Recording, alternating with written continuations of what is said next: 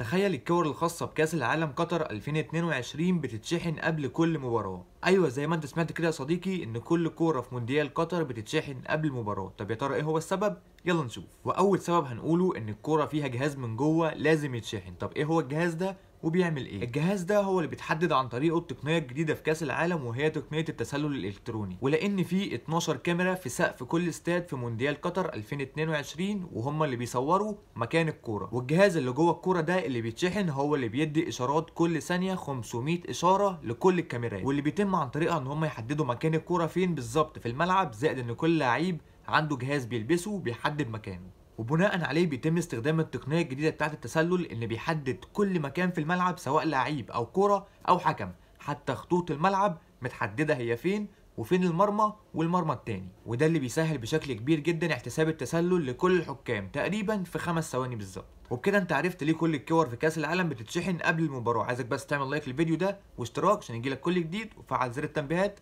مع كاس العالم في المقص.